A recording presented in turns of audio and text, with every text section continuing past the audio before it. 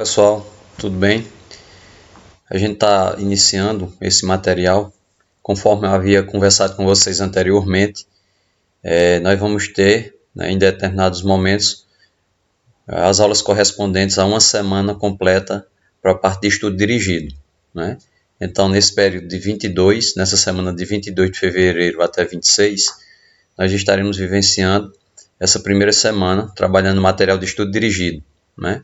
E ao longo do bimestre nós teremos essa semana e mais outra. Serão 2 semanas completas por bimestre para a gente estar trabalhando esse material de estudo dirigido. Conforme havia falado também, vamos abordar, né, como se fosse um curso paralelo sobre raciocínio lógico, né, com o objetivo maior da gente aguçar a nossa compreensão, para poder a gente interpretar melhor as situações, principalmente as situações que envolvem problemas matemáticos, né, no sentido de trabalhar com essas noções que fazem com que a gente possa compreender melhor essas situações que precisam muito da interpretação, tá bom?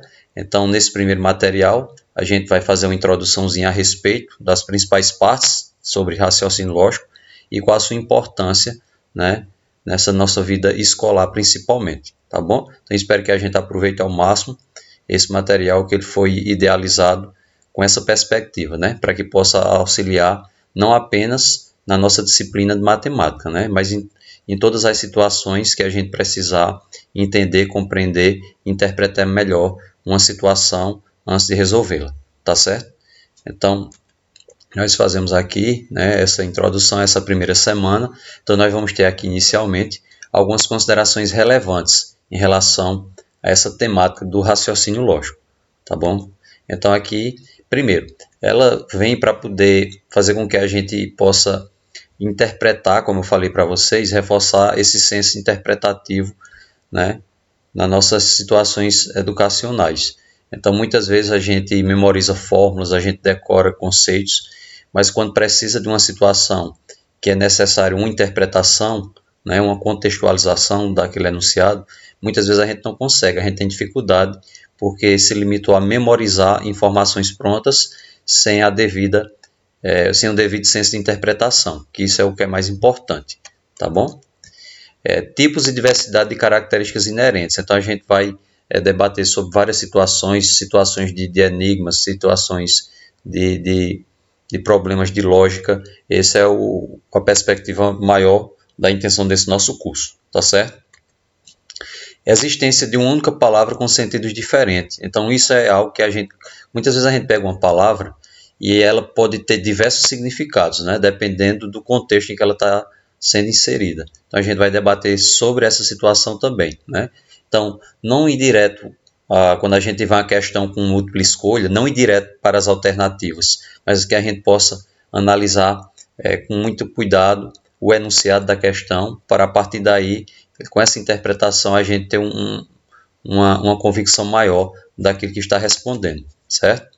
E um ponto-chave é descobrir qual é a pedra angular para desvendar um enunciado, né? Qual é o ponto-chave no enunciado?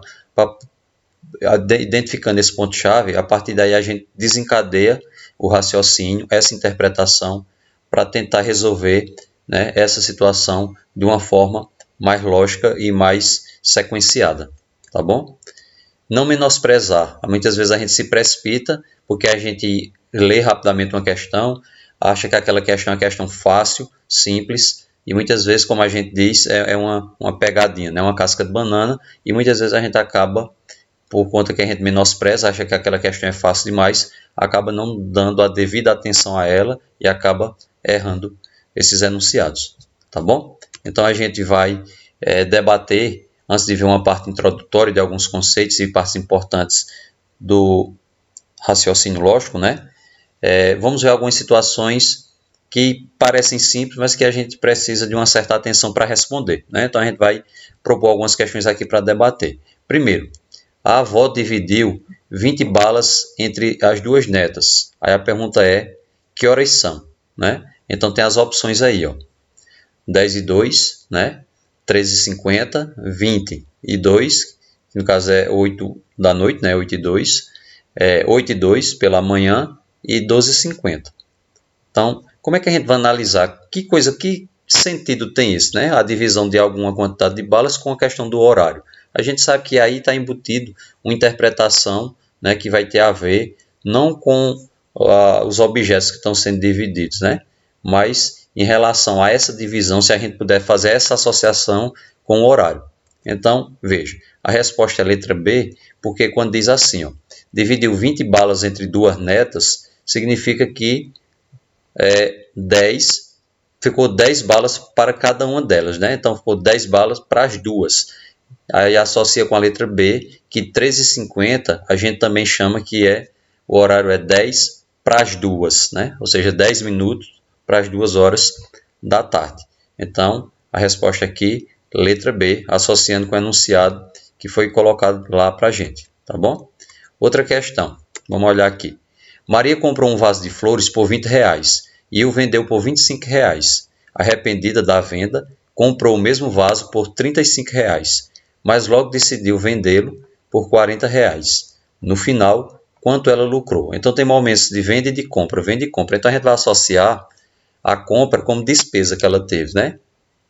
E a venda como alguma coisa que ela conseguiu, e a diferença entre o que ela vendeu, o preço que ela vendeu e o preço que ela comprou, vai dar o lucro dela, né? Se for maior as vendas do que as compras, então ela vai ter lucro. Se for o inverso, ela vai ter prejuízo, não é isso? Então a gente coloca uma observação. Primeiro passo é separar as compras e as vendas, como a gente falou. As compras, ela comprou primeiro por R$20 e lá na frente ela comprou por 35, então ela teve um gasto aí de 55. E as vendas? Ela vendeu a primeira vez por 25, né? E a segunda vez ela vendeu por 40. Então ela teve de vendas, né, ela adquiriu 65. Como o lucro é a diferença entre as vendas e as compras, 65 menos 55, 10. Né? No caso, a resposta ela teve R$10 de lucro, ok? Vamos olhar aqui mais uma questão para a gente aguçar o nosso raciocínio, né? Terceira questão. Quando eu tinha 8 anos, a minha irmã tinha a metade da minha idade. Agora, que tenho 55 anos, com quantos anos minha irmã está? Claro que essa questão de idade, tem um determinado momento que ele disse que ele está, né, com o dobro da idade da irmã dele, no caso a irmã tem a metade da idade dele, não quer dizer que isso vai ser todo ano não, né? Ou seja, quando ele tiver com 55 anos, não quer dizer que a irmã vai estar exatamente continuando com a metade da idade dele, né? Porque a diferença fica sendo uma coisa fixa. Então, o que é que acontece? Primeiro, quando eu tinha 8 anos, ela tinha a metade, quer dizer que ela tinha 4 anos, né? Assim, eu sou 4 anos mais velho do que a minha irmã, tá certo? Apesar de ser o dobro, mas o que vai contar mesmo aí é a questão da diferença das idades. 4 anos que vai se manter direto, né? Se agora eu estou com 55, a minha irmã está com 51, porque os 4 anos de diferença não ficam se mantendo durante todo o tempo, né? Então a resposta é 51. Eu estou com 55 e ela está com 51. Outra questãozinha aqui para a gente analisar. Diz assim, ó, uma aranha está subindo um muro de 10 metros. Durante o dia, ela consegue subir 2 metros, porém todas as noites ela desce 1 metro. Em quanto tempo ela conseguirá chegar ao topo? Então, a cada dia que passa, ela sobe 10 metros, né? Ela sobe 10 metros no muro, né? Aliás, desculpe, o muro tem 10 metros, então a cada dia ela sobe 2 metros, só que de noite ela escorrega 1. Então ela fica com um saldo de 1 por dia. A cada dia sobe 2, escorrega 1. Quer dizer que a cada dia que passa ela sobe 1. Então a primeira concepção que a gente teria aí é que se a cada dia ela consegue, né, quando desconta o que ela subiu do que ela escorregou, que fica 1 metro, a gente poderia imaginar e pensar que a cada dia ela vai conseguir 1 metro só. Então, como são 10 metros, ela passaria 10 dias. É a primeira coisa que vem à nossa mente, né? Mas veja só, durante o dia ela percorre 2 metros, e à noite ela desce 1 metro, como a gente falou. Em um dia, ela vai, né, 2 menos 1, é a mesma coisa ela ter alcançado só 1 metro, né, de subida aí na altura desse muro. O que é que acontece? No primeiro dia ela percorre 1 metro, mas o muro tem 10 metros, fica faltando 9 metros, e assim por diante. A cada dia ela vai conseguindo 1. Mas esse processo não vai passar todos os 10 dias. Porque quando chegar no 8º dia, né, que ela subiu 1 metro e escorregou 1, ela já vai estar com 8 metros alcançados. Quando for no 9º dia, ela vai subir 2 metros e não vai escorregar mais. Porque 8 metros ela já alcançou, quando ela subir mais 2, ela vai chegar no topo. e ao chegar no topo ela não escorrega mais. Então ela vai completar, né, todo esse percurso aí de 10 metros durante 9 dias, tá bom? Durante 8 dias ficando 1 metro cada dia, e no 9º dia ela sobe os 2 metros restantes e não desce mais. Então, ao todo, ela gasta aí 9 dias, tá bom? E aqui a gente tem mais alguns enigmas para analisar. Primeiro enigma, ó. Rosa é 3 anos mais velha do que Lili. Tony tem a metade da idade de Rosa. Lili tem 10 anos. Qual a idade de Rosa e Tony? Então aí fala de várias pessoas, né? Fala de Rosa, fala de Lili, fala de Tony e faz várias comparações. Primeiro vamos notar algumas observações. O primeiro passo é fazer as comparações, né?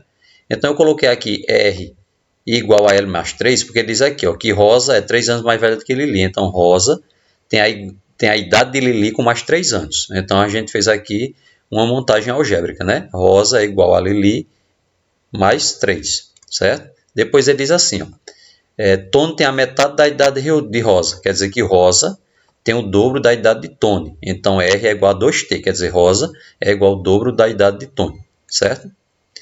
Lá na frente ele diz assim, Lili tem 11 anos. Como Lili tem 11 anos, a partir dessa informação já dá para a gente substituir. Se o L vale 11, a gente já pode trazer aqui para cima. Ó. Como esse L vale 11, então 11 mais 3 vai dar 14, que é o valor de R, quer dizer que é a idade de Rosa, né? Então Rosa vai ter 14, Lili vai ter 11. Como R é 14 e vale 2 vezes a idade de Tony, quer dizer que Tony vai ser 7, a metade, né? Então a gente tem, o segundo passo é substituir. Aqui quando a gente substitui, conforme eu falei, né? R vai ser igual a 11, que é o valor do L, mais 3, R vai ser 14, né? 14 é igual a 2T, substituindo aqui na segunda parcela. Quer dizer que T é 14 por 2, T vai ser 7, né? Então, Tony tem 7, né? E Rosa tem 14, tá bom? Rosa tem 14 e Tony tem 7, conforme a gente falou. Vamos ver outra aqui, outro enigma para a gente. O que todos têm 2, você tem 1 e eu não tenho nenhum. Você sabe que aí está mais com uma pegadinha, né? Aqui não é a respeito de valores ou de posses. Mas quando ele diz assim, o que todos têm 2, você tem 1 e eu não tenho nenhum, ele está se referindo à letra O. Porque você, aqui, ó, todos têm 2, quer dizer, 2 letras O na palavra todos. Você tem 1, quer dizer que na palavra você tem uma letra O. E eu não tenho nenhum, quer dizer que na palavra eu não tem nenhuma letra O. Então a resposta é a letra O, que é em relação às palavras todos, você e eu, ok? Outro enigma aqui, ó. Uma vela se queima totalmente em 3 horas. Em quanto tempo se queimariam 3 velas do mesmo tamanho e acesas ao mesmo tempo? Pessoal, independente, isso aqui é uma pegadinha para a gente tentar se confundir, né? Mas se uma vela ela passa 3 horas para queimar totalmente, se eu acendo 3 velas separadamente, o tempo de uma não vai influenciar nas outras, né? Cada um tem seu tempo individual, então durante as 3 horas, todas as velas irão se consumir, né? Então a resposta é a letra A. Pode ter quantas velas forem, elas vão ser acesas ao mesmo tempo, então elas vão queimar durante o mesmo tempo, tá certo? E por último, né, diz assim, uma mulher grávida registrou seus filhos com os seguintes nomes. Aí diz, os nomes foram Dominique, né, Regis, Michele, Fábio, Solange e Lara. Qual será o nome da próxima filha? Aí você pensa assim, eu sei lá, eu vou me basear em quê? Eu vou analisar aqui se é a quantidade de sílaba. Eu vou olhar aqui se é a questão da sílaba, né, tônica, se é paroxítona, a gente está vendo aí que já envolve coisa de português. Então a gente tem várias análises que a gente pode pensar. Mas a gente vai associar, pessoal, o seguinte, o nome de cada filho aqui, a primeira sílaba de cada um. Veja quais são as primeiras sílabas do nome de cada um desses filhos. Primeiro, Dominique, Dó. Regis, Ré, entendeu? Michele, Mi. Fábio, Fá. Solange, né? O Sol. E Lara, Lá. Então veja que as primeiras sílabas, né, com exceção de Solange, que vai pegar o L também, mas o comecinho da palavra do nome de cada filho representa a sequência das notas musicais. Veja, Dó, Ré, Mi, Fá, Sol, Lá, Si. Representa a sequência das notas musicais. Então, na sequência, nós teremos Dó, Ré, Mi, Fá, Sol, Lá. Então, a próxima seria Si. Então, a alternativa D, Simone, né? Porque começa também com uma das notas musicais que vem após o Lá, tá bom? Então, outro enigma aí no sentido de pegadinha também para a gente associar, né? Pronto. Então, nós temos aqui um desafio, né? E o desafio fala sobre os barris de uma herança. É um enunciado grande, mas a gente vai explicar para vocês. Diz assim, ó. Um homem dono de uma adega faleceu recentemente. Em seu testamento, ele deixou 21 barris a seus 3 filhos. Os barris estão divididos da seguinte forma. 7 deles estão cheios de vinho, 7 deles estão com vinho até a metade e 7 deles estão vazios. Entretanto, os barris devem ser divididos de forma que cada filho receba o mesmo número de barris cheios, meio cheios e vazios. Considere que não podem ser utilizados instrumentos de medição. Como os barris podem ser igualmente divididos. Então, tem 21 barris, cada grupo de 7 em uma situação diferente, né? Desses 21, 7 estão totalmente cheios, 7 estão pela metade e 7 estão vazios. E quer dividir com 3 filhos, mas não tem nenhum objeto para fazer essas medições, só utilizando os barris mesmo, né? Como é que poderia fazer essa divisão, né, se não tem nenhum instrumento para fazer essas medições? Então, depois de analisar, veja só que interessante. Basta despejar 4 meio cheios, que estão pela metade, né? MC significa meio cheios, nos vazios. Então, se a gente pega 4 que estão pela metade e despeja em alguns daqueles que estão vazios, 4 metades vão acabar enchendo 2 que estão vazios, né? Então, 4 que estão pela metade vão encher 2 que estão vazios. Assim, nós teremos, né, dos 7 meio cheios, como a gente usou 4 aqui para despejar nos vazios, restaram 3 meio cheios, 3 pela metade, né? Veja, já tinha 7 cheios. Como a gente despejou 4 meio cheios, acabou enchendo 2 que estavam vazios. Então, a gente tinha 7 cheios, com mais 2 que ficaram cheios agora, resultam em 9 que estão cheios, tá bom? E por último, né, tínhamos 7 vazios, com mais 2 vazios, né, porque desses 4 meio cheios, 2 ficaram cheios e os outros 2 ficaram vazios, então nós ficamos com 7 com mais 2, 9 vazios. Agora, ficamos com 3 meio cheios, 9 cheios e 9 vazios. Como é para dividir para 3 filhos, dá para dividir certinho, né? Cada número desse é divisível por 3. Então, dividindo por 3, nós vamos ficar com, né? Cada filho vai ficar com, são 9 cheios, dividido para 3, ficam 3 cheios para cada um, né? Se são 3 meio cheios pela metade, dividindo para 3, vai ficar 1 meio cheio para cada filho. E como são 9 vazios, vão ficar 3 vazios para cada um deles, tá bom? Uma questão interessante, ela é mais rebuscada, né? Que precisa mais de uma interpretação e de algumas tentativas para fazer esse raciocínio todo, tá ok? Pronto, pessoal. Veja só, a gente vai repassar aqui, né, mais na parte da leitura, algumas dicas de como a gente estuda para raciocínio lógico, né? Claro, com as dicas básicas, né? Um curso avançado de raciocínio lógico, mas para a gente ter alguma base, porque vai nos ajudar bastante, tá bom?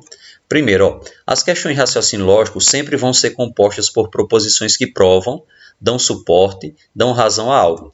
Ou seja, são afirmações que expressam um pensamento de sentido completo. Essas proposições podem ter um sentido positivo ou negativo. Exemplo 1. João anda de bicicleta, ele está afirmando. Exemplo 2. Maria não gosta de banana, né? As duas coisas são afirmações, não é uma pergunta, são afirmações. É uma afirmação aqui com sentido positivo, né? E outra afirmação aqui com sentido negativo, mas ambas são afirmações. Tanto o exemplo 1 quanto o exemplo 2 são afirmação. Aí a gente chama também de proposição. A base das estruturas lógicas é saber o que é verdade ou mentira, ou verdadeiro ou falso, né? Mas sempre o resultado das proposições vai ter que dar verdadeiro, tá bom? Então, quando eu digo Maria não gosta de banana, eu não estou dizendo que isso é uma mentira, né? Está afirmando, apesar de ter um advérbio de negação aqui, mas está afirmando, tanto positivamente como negativamente, né? Mas ambos são afirmações, tá bom? Então, a gente tem aqui outra parte que diz assim: alguns princípios básicos. Primeiro, a contradição. Nenhuma proposição pode ser verdadeira e falsa ao mesmo tempo. Ou ela é verdadeira ou ela é falsa. Ela não pode ser pela metade, tá bom? Aí tem uma parte que a gente chama de terceiro excluído. Ou seja, dadas duas proposições lógicas contraditórias, somente uma delas é verdadeira. Ou seja, uma proposição ou é verdadeira ou é falsa. Não há um terceiro valor lógico, ou seja, não pode ter uma mais ou menos. Ou ela é meia verdade ou meio mentira, não. Ou ela é verdadeira ou é falsa, ela não pode ser mais ou menos, tá bom? Temos um exemplo aqui, ó. Estudar é fácil. Então, o contrário disso é dizer que estudar é difícil. Não existe meio termo. Ou estudar é fácil ou estudar é difícil. Ou uma coisa ou outra. Ou é fácil ou é difícil. Não pode ser mais ou menos, tá certo? Para facilitar a resolução das questões de lógica, usam-se os conectivos lógicos, que comprovam a veracidade das informações e unem as proposições uma à outra, ou as transformam numa terceira proposição. Tá bom? Então, tem algumas palavrinhas pequenas que a gente vai chamar de conectivo, né? Que vai unir uma frase à outra, no sentido da gente fazer a comparação entre elas. Tá certo? Vamos dar uma olhadinha aqui no próximo ponto. Diz assim, ó, existe a negação. Quando usamos a negação de uma proposição, invertemos a afirmação que está sendo dada. Veja os exemplos. Se eu digo assim, o pão não é barato, aí eu quero negar isso, né? Aí diz assim, e a negação lógica de P. Se uma proposição é verdadeira, quando usamos a negação ela vira falsa. Claro, o contrário de verdadeiro, falso, né? Se uma proposição é falsa, quando a gente inverte, quando a gente nega, ela vira verdadeira, certo? O pão não é barato. O contrário disso seria dizer que o pão é barato, tirar o não, né? Então, quando tiver o não, a gente tira, inverte. Quando não tiver o não, a gente acrescenta, está invertendo também. Depois nós temos a conjunção. Este conectivo é utilizado para unir duas proposições, formando uma terceira. O resultado dessa união somente será verdadeiro se as duas proposições P e Q forem verdadeiras, ou seja, né, sendo pelo menos uma falsa, o resultado será falso. Exemplo, o pão é barato e o queijo não é bom, né? Então, aqui, esse I aqui, pessoal, esse E aqui, né? O pão é barato e o queijo é bom, está dando um sentido, está juntando as duas coisas. Ele está juntando as duas frases. Então, essa frase aqui só é verdadeira se ela pegar as duas partes completas. Se ela desfizer alguma dessas duas partes, não dá certo. Tá bom? Tem que pegar as duas, porque aqui é uma conjunção. Quer dizer que precisa das duas ao mesmo tempo para poder a proposição ser verdadeira. Aí nós temos aqui também, ó, disjunção. Este conectivo também serve para unir duas proposições. O resultado será verdadeiro se pelo menos uma das proposições for verdadeira. Quando ele diz assim, ó, agora os conectivos serão ou. Veja, ou esse ou esse. Ou o pão é barato ou o queijo não é bom. Quer dizer que aqui está dando uma alternativa, está dando uma escolha. Ou uma coisa ou outra. Ele não está dizendo que são as duas coisas ao mesmo tempo. Ele está dando uma questão de escolha. Para essa proposição ser verdadeira, tem que acontecer uma das duas coisas. Ou o pão ser barato, dá certo, ou o queijo não ser bom, também dá certo. Não pode acontecer as duas coisas ao mesmo tempo. Apenas uma delas, tá bom? Depois nós temos a condicional. Este conectivo dá a ideia de condição para que a outra proposição exista. P será a condição suficiente para Q, e que é condição necessária para P. Ou seja, elas são simultâneas. Uma precisa da outra e a outra precisa da primeira. Quando eles aqui, ó, exemplo, se o pão é barato, então o queijo não é bom. Então, um é consequência da outra, né? Se o pão é barato, então o queijo não é bom. Quer dizer que se eu mexer na primeira, automaticamente vai alterar a segunda também. Se o pão não é barato, então o queijo será bom, entendeu? Se eu mexo na primeira afirmação, a segunda tem que ser alterada também. Então, se o pão não for barato, quer dizer que eu estou mudando a primeira, aí eu tenho que mudar a segunda também. Onde a segunda diz que o queijo não é bom, eu tiro o não e digo que o queijo é bom, tá bom? Então, nessa condicional já está dizendo, se uma mexer, a outra mexe também. Se a primeira parte da frase mexer, após o conectivo, que é então, mexe com o segundo também, tá certo? E aqui a gente tem bicondicional. O resultado dessas proposições será verdadeiro se e somente se as duas forem iguais, as duas verdadeiras ou as duas falsas. P será a condição suficiente e necessária para que, exemplo, o pão é barato se e somente se o queijo não é bom. Se e somente se. Comentando sobre a diferença entre necessário e suficiente, vamos dar aqui dois exemplos, porque aí fica confuso, né? É necessário, é suficiente? Veja só que há uma diferença entre elas. Eu vou dar um exemplo aqui da questão da aposentadoria, né? Vamos dizer assim, aposentadoria com 65 anos de idade, tá bom? Aposentadoria com 65 anos de idade. Vamos dizer que só existe esse tipo de aposentadoria. Então, considerando que só existe esse tipo de aposentadoria, quer dizer que, se eu disser assim, uma pessoa está aposentada, então automaticamente está embutida aí nessa afirmação que ela já completou a idade necessária, né? Então, o que eu digo que a pessoa está aposentada já é uma condição suficiente para ela ter completado a idade, entendeu? Se eu inverter isso, muitas vezes não acontece. Então, uma pessoa tem 65 anos, obrigatoriamente ela está aposentada? Pode ser que não, possa ser que ela ainda esteja resolvendo a parte documental para poder dar entrada na aposentadoria, tá bom? Outro exemplo também que é fácil de compreender, sul-americano, quando eu digo assim, eu sou brasileiro, então automaticamente eu estou dizendo que eu sou sul-americano. Se eu digo assim, eu sou pernambucano, automaticamente subtende-se que eu também seja brasileiro. Mas se eu inverter essa frase, nem sempre dá certo, né? Quando eu digo eu sou brasileiro, não necessariamente eu sou pernambucano. Eu posso ser paulista, eu posso ser carioca, eu posso ser de qualquer outro estado do Brasil, entendeu? Então tem frases que de um jeito dá certo, mas quando inverte não funciona. Essa é a diferença de necessário e suficiente. Suficiente é aquilo que já é completo. Necessário é aquele que precisa, mas não é completo por si só, tá bom? Então quando eu digo assim, eu sou pernambucano, automaticamente eu sou brasileiro, né? Então isso seria uma condição suficiente. Mas se eu inverter, se eu digo eu sou brasileiro, não obrigatoriamente eu sou pernambucano, então nesse caso era apenas uma condição necessária, mas não suficiente. O conjunto de proposições e seus valores lógicos podem ser dispostos numa tabela que chamamos de tabela verdade. Tá bom? A gente vai ver mais adiante ao longo do curso algumas situações de o que é essa tabela verdade, como é que a gente utiliza ela, tá ok? E aqui alguns exemplozinhos para a gente finalizar esse nosso primeiro momento. Ele diz assim, pessoal, primeira questão, um eletricista, um marceneiro e um pedreiro jogam dominó todos os dias. Sabe-se que até agora, primeira afirmação, Raimundo ganhou mais partidas que Daniel. Segunda afirmação, Tião ganhou mais partidas que Raimundo. Terceira, o eletricista não é nem o primeiro e nem o último da disputa geral. Quarta, não foi o marceneiro que ganhou mais partidas. Analisando as afirmações, é correto afirmar que. Então vamos analisar essas afirmações da seguinte maneira. Veja só, pessoal. Em relação à colocação, observando as duas primeiras informações, é fácil saber que.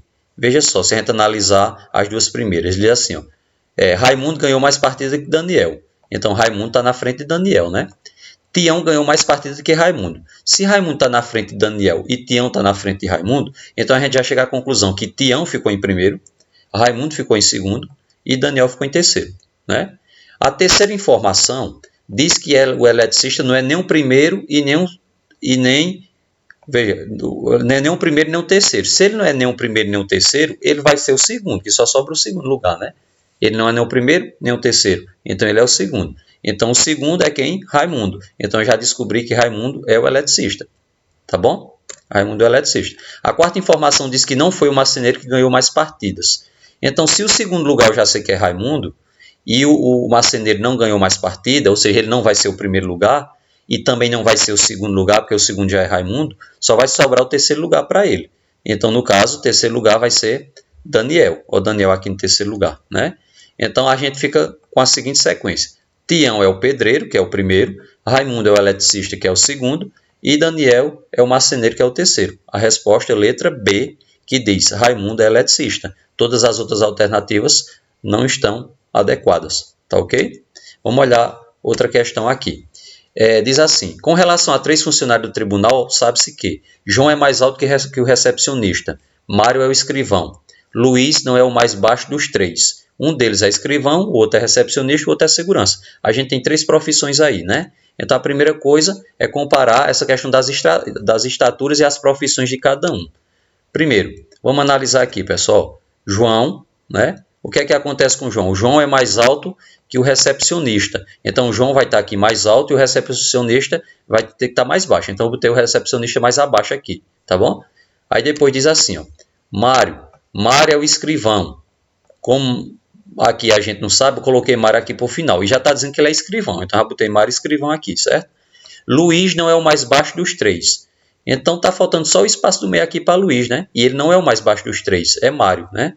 Então eu vou colocar Luiz. Quer dizer que só sobra a profissão agora de segurança para João, né? Então, segurança para João. Depois de tudo isso, a gente chega à conclusão que João é o mais alto dos 3. Ó. João está mais alto do que os outros 2 e as outras alternativas não estão adequadas com o que a gente analisou, tá bom? Outra diz assim: Paulo é mais alto que Enéas, Carlos é mais alto que Luiz e Enéas é mais alto que Carlos. Essa aí é mais simples, né? É só comparação de estatura. Quando ele diz, ó, comparando as informações das estaturas, nós temos, primeiro, ele diz que Paulo é mais alto que Enéas. Estou colocando Paulo ali em cima, né? Depois, Enéas em seguida. Aí depois diz assim, Carlos é mais alto do que Luiz. Então, Carlos vem primeiro e Luiz vem por último. E assim a gente chega à conclusão que a resposta é a letra D. Paulo é mais alto do que Carlos. As outras alternativas não ficam de acordo com o que a gente montou aqui nessa tabelazinha verdade. Tá certo? Outra questão. A respeito de um objeto, sabe-se que? Diz assim, se é pequeno, então é escuro. Veja, conectivos. Então, se é quadrado, é de papel. Se não é pequeno, então não é quadrado. Então, são várias condicionais. Então, a gente diz aqui, ó, se o objeto é quadrado, ele está afirmando que ele é quadrado. É correto afirmar que ele é. Pessoal, ele está dizendo que é quadrado. Então, onde disser o contrário, a gente tem que sair desfazendo as outras coisas. Veja só, a primeira coisa é, parte da afirmação que o objeto é quadrado. Então, assim desembaralhamos, mantendo o que está em acordo. O que tiver de acordo com essa parte que diz que ele é quadrado, a gente deixa. E o que tiver, ao contrário disso, a gente tem que inverter, a gente tem que negar, né? Então, veja só, na terceira sentença. Se não é pequeno, então não é quadrado. Mas ele está dizendo aqui que ele é quadrado. Então, se a gente inverte, dizendo que ele é quadrado, a gente tem que inverter. Onde diz que não é pequeno, a gente inverte e diz que é pequeno. Tira esse não, né? Se tirou o não do quadrado aqui, tira o não do pequeno também. Então, se ele é quadrado, então é pequeno, certo? Depois, se ele é pequeno, então é escuro. Olha a primeira parte. Se é pequeno, é escuro. Então, a primeira frase está correta, né? Se é pequeno, é escuro. E agora a gente olha a segunda. Se é quadrado, então é de papel. Diz aqui, ó, se é quadrado, então é de papel. Então, ele é pequeno, é escuro, é quadrado e é de papel. Tá bom? Essas são as frases que ficaram corretas. Alternativa D, de papel, escuro e pequeno. As outras alternativas não estão de acordo. E a última questão a gente tem assim, pessoal. Assinala a opção que apresenta um argumento lógico válido. Então, nós temos várias alternativas aí e vamos analisar. Ó. Letra A. Todos os garotos jogam futebol e Maria não é um garoto. Então, Maria não joga futebol. Né? Vamos analisar essa primeira aí, essa letra A. Ó, fala que todo garoto joga futebol, mas não fala nada sobre as meninas. Ó, todos os garotos jogam futebol. Maria não é um garoto, então Maria não joga futebol. Isso aí não é verdade. Está dizendo que todos os garotos jogam futebol, mas não fala nada se as meninas jogam ou não jogam. Então isso aí não é a certeza. Então a letra A está falsa, tá bom? Letra B. Não existem cientistas loucos e Pedro não é louco. Logo, Pedro é um cientista. Vamos analisar isso aí? Olha só. Fala-se sobre os cientistas, mas não sobre as demais pessoas. Não existem cientistas loucos, quer dizer que todo cientista ele é são, né? Não tem nenhum que seja louco. Pedro não é louco, logo Pedro é um cientista. Não, porque Pedro pode ter outra profissão e ainda assim ser uma pessoa sã ou uma pessoa louca, né? Porque aqui ele está apenas fazendo uma comparação a respeito dos cientistas. Ele não fala nada das outras profissões, então não tem como a gente ter essa garantia. Tá? Então a letra B também está falsa. Olha a letra C. O time que ganhou o campeonato não perdeu nenhum jogo em casa. O vice-colocado também não perdeu nenhum jogo em casa. Portanto, o campeão é o vice-colocado. Isso aí não precisa nem quebrar muita cabeça, porque a gente já analisa, né? Porque o campeão não pode ser o vice-colocado. Né? O campeão tem que ser o primeiro colocado. Então essa aqui está falsa também. Né? Então só fica a letra D e E. Olha só a letra D. Todas as aves são humanas e nenhum cachorro é humano. Logo, nenhum cachorro é uma ave.